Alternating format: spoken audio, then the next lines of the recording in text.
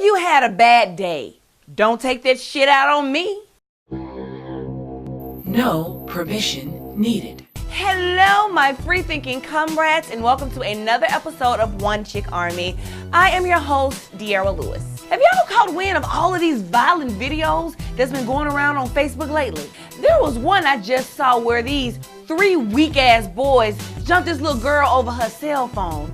And what was so weird about it is the little girl's reaction was so daggone apathetic, like it's happened before. The first stupid-ass boy asked her, "Why your heart beating so fast?" Like he like a little Sherlock Holmes or something. She knew she was about to get jumped, you little shit. That's why her heart was beating so damn fast. And then in my hometown of Memphis, Tennessee, a guy gets jumped by a mob of kids as he walked an old lady to her car. And this was eerily similar to what happened a few months before that at Kroger, where a mob of kids attacked two innocent people, even throwing a pumpkin on one of their heads. And both of these incidents made national news.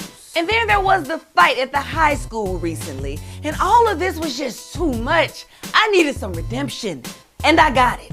Another Facebook video surfaced with his mother chokeholding this kid for trying to rob her daughter, trying to steal her daughter's cell phone. And every excuse he tried to give, she wasn't hearing, and she even smacked him upside the head and basically told him, "You are not going to do this to my daughter. I am sick of y'all terrorizing people in this community." And she said, "You didn't know, her mama is a goon." And I loved it. I don't know about y'all, but I can't fight for this.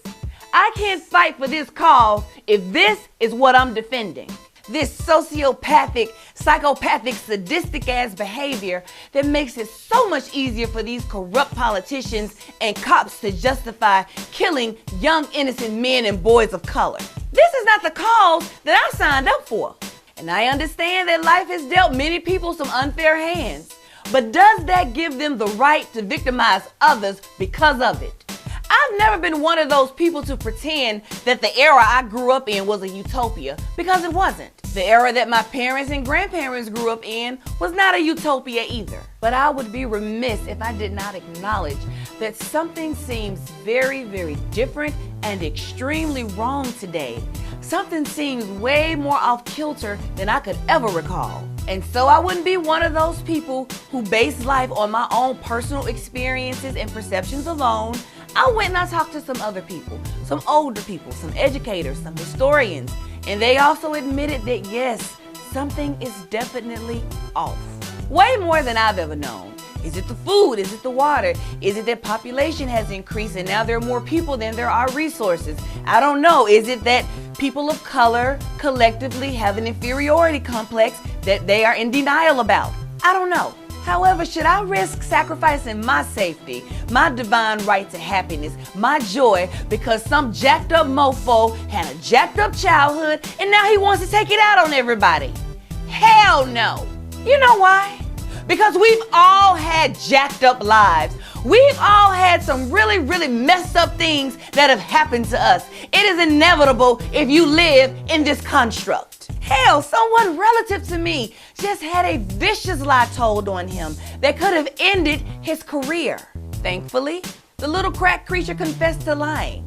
But what if they didn't?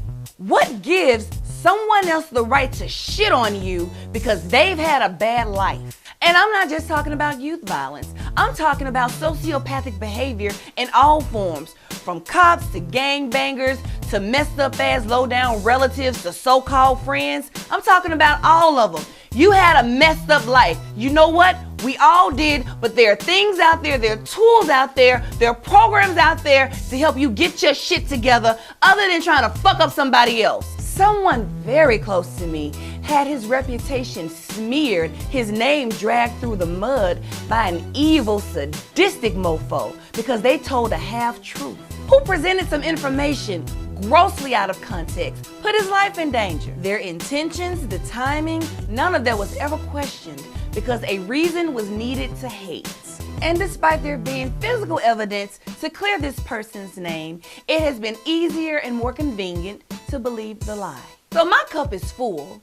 And as I wrote on my Facebook page the other day, unless these perpetrators are in possession of a working, vetted time machine that they can go back in time and undo all the damage they have done, I am not interested in their justifications. Because as we all know with sociopaths, they never admit fault, they never own up to anything that they do, and they always, and I mean always, find a way to flip it back on you. They are cancers and they are viruses. Restitution to me looks like you standing in the shit that you have so regularly dished out.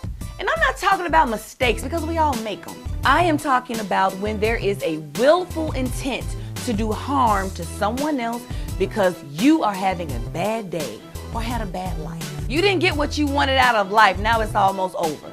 You want to be accepted by a group of people who likes to rob others. I don't care. I have zero remorse for perpetrators because they sure as hell don't think about others when they're victimizing them. Life is what you make it. And if you choose to wallow in misery, jealousy, judgment, self-doubt, then pump that poison in your own veins, overdose, and leave everybody else out of it. Or hopefully you too will be caught in a chokehold on camera, exposing the world to your corrupt ass behavior. And that's all I have to say about that. So now it's time to chat. Share your thoughts below about what's going on in the world, what's going on with all of this violence, this influx of violence. I really want to know what you're thinking, so post below.